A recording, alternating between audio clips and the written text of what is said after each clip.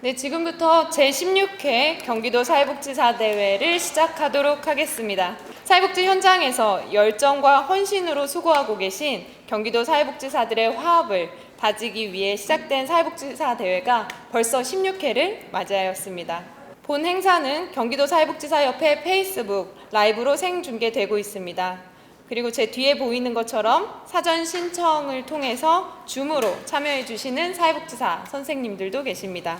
코로나19라는 특수한 상황 때문에 경기도 사회복지사 대회가 최초로 온라인 진행이 되고 있습니다. 오늘 행사는 1부 기념식과 2부 정책 제안 좌담회로 진행됩니다. 경기도 사회복지사 선생님들이 직접 참여하신 사회복지사 선서 영상을 만나보겠습니다.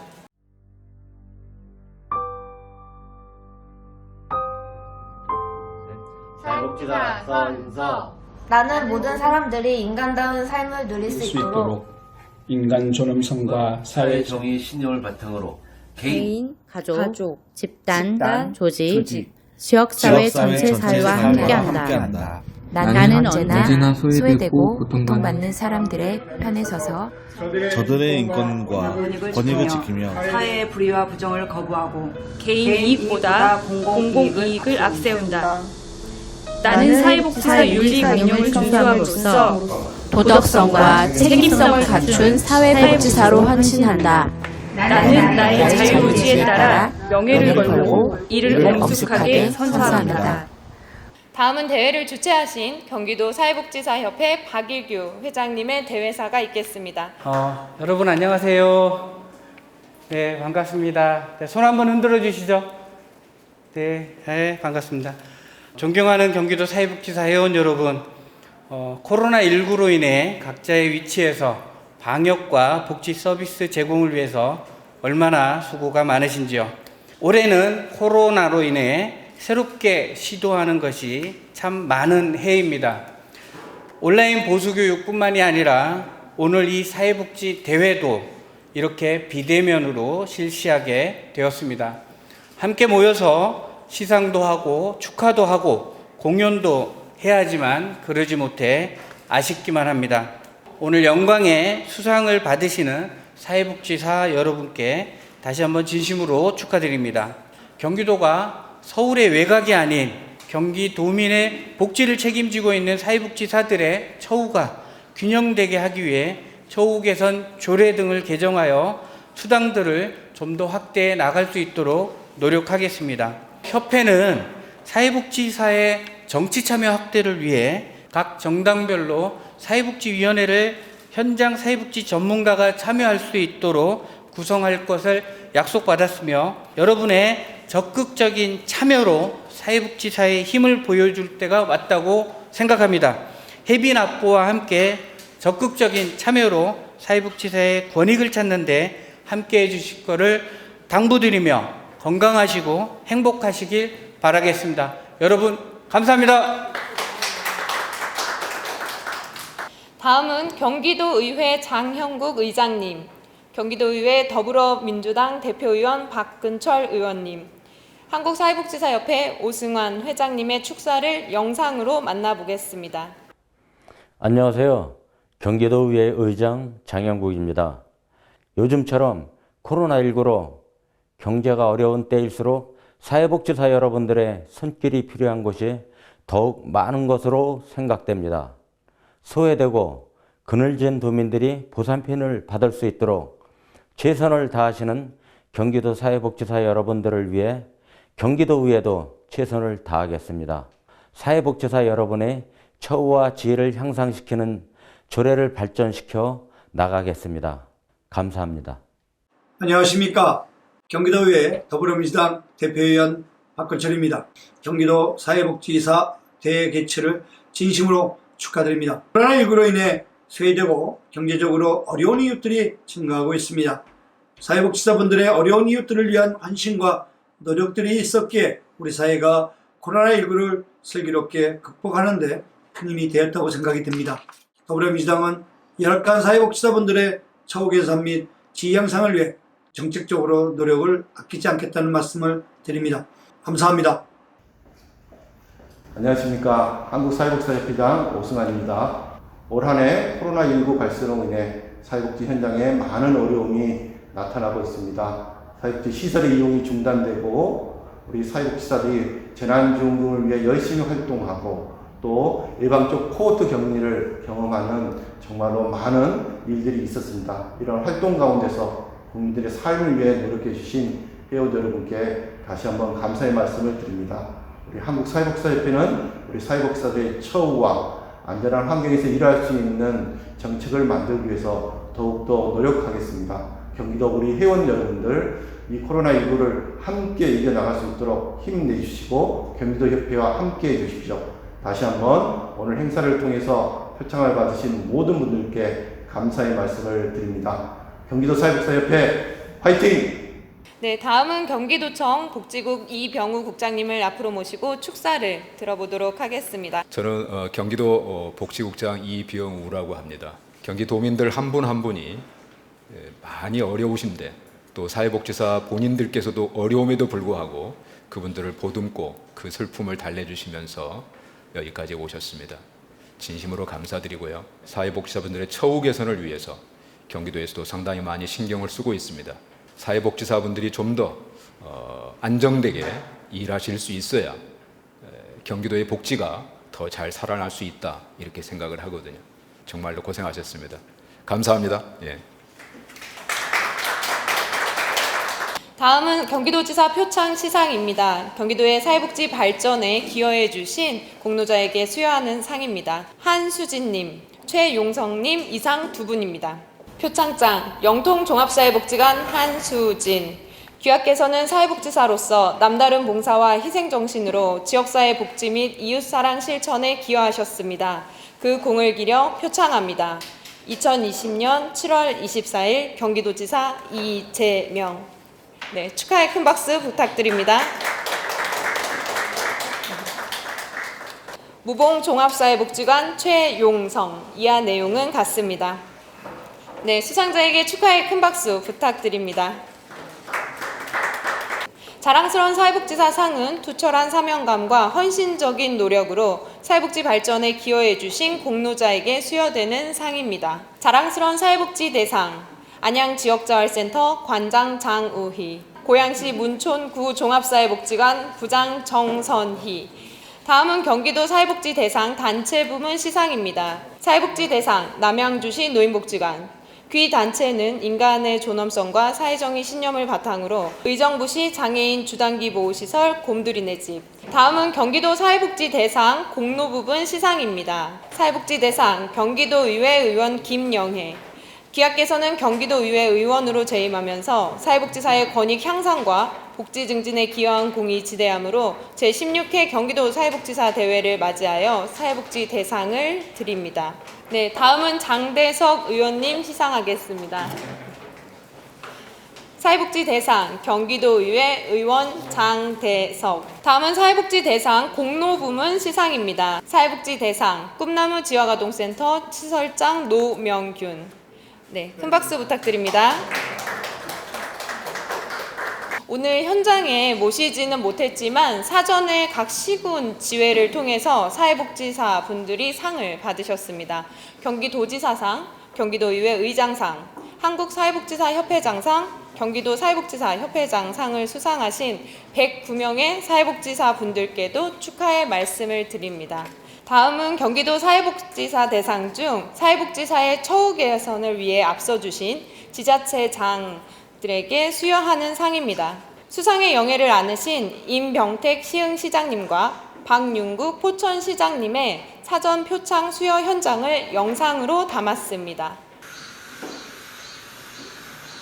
안녕하십니까. 예, 시흥시장 임병택입니다. 예, 우리 경기도 사회복지사협회에서 주관하는 제16회 사회복지사 대회를 진심으로 축하드립니다. 우리 사회의 사회복지 다양한 현장에서 수고와 노력과 헌신을 다하시는 우리 사회복지사 모든 분들께 진심으로 존경과 감사 인사를 드립니다. 그리고 더불어 함께 살아가는 따뜻한 사회를 만들기 위해서 앞으로도 계속 노력해 가겠습니다. 사회복지사 여러분들이 행복해요. 여러분들의 행복을 더 많은 분들에게 나눠줄 수 있다는 걸 잘 알고 있습니다. 여러분들 무고와 헌신, 잊지 않겠습니다. 축하드립니다. 고맙습니다. 경기도 포천시장 박윤동입니다. 오늘 뜻하지 않게 사회복지 대상이라는 것을 제가 받았습니다. 우리 사회복지사 여러분들께 진심으로 저보다도 우리 복지사 여러분들에게 영광을 돌리겠습니다. 오늘의 영광은 다시 한번 우리 15만 시민들과 함께 또 우리 포천시의 사회복지사 여러분들에게도 이 영광을 함께 드리도록 하겠습니다. 정말 고맙습니다. 여러분들 힘내십시오. 화이팅! 네, 다음은 1부의 마지막 순서인 사진전 시상입니다. 특별히 올해는 사회복지사의 하루라는 주제를 가지고 70여 개의 작품이 출품되었습니다. 먼저 입선상입니다. 건강누리의왕 시립 노인요양원 김미영, 윤수연, 윤정호님, 이천시 재가노인 지원서비스센터 이유진님, 총 4분입니다. 축하드립니다. 다음은 장려상입니다. 아름다운 사람들의 석정호님, 축하드립니다. 다음은 우수상입니다. 고양시 장애인 주간보호센터 한상진님, 축하드립니다. 마지막으로 최우수상을 시상하겠습니다. 떨리시죠? 벌써 나갔네요. 남양주시 노인복지관 함은정님, 축하드립니다. 최우수상에는 상장과 부상으로 상품권 30만 원이 수여됩니다. 이것으로 제16회 경기도 사회복지사 대회 1부 기념식을 마치겠습니다. 네, 2부를 진행하도록 하겠습니다. 2부에는 사회복지사의 안전과 처우 개선을 위한 정책 제안을 주제로 이야기를 나눠보도록 하겠습니다. 오늘 주제에 대해 발표해 주실 우수명 교수님을 소개합니다. 우수명 교수님은 대림대학교 사회복지학과 교수로 재직 중이며 경기도 사회복지사협회에서 진행한 사회복지 종사자의 보호와 안전을 위한 관리체계 구축 사업에서 경기도 사회복지사 안전실태조사 연구를 진행해 주셨습니다. 자, 오늘 여러분들에게 알려드릴 것은 사회복지사 안전에 대한 실태조사이고요. 이 실태조사를 통해서 얻어진 여러 가지 내용들, 고민거리들을 보고서에 담았습니다. 한국에서는 희생과 봉사라는 이미지가 굉장히 많이 구축되어 있는 것이 사실입니다.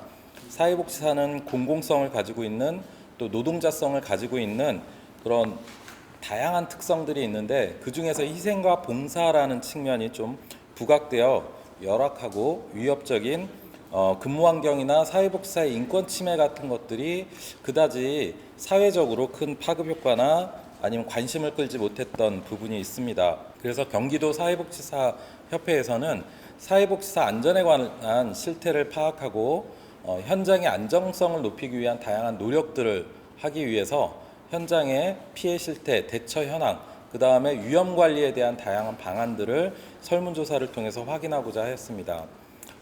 이를 통해서 현장 중심의 안전에 대한 위기 개입 방안을 모색을 하고 또 호혜적 관점의 사회복지사 안전과 인권 보장에 대한 방안을 살펴보고요.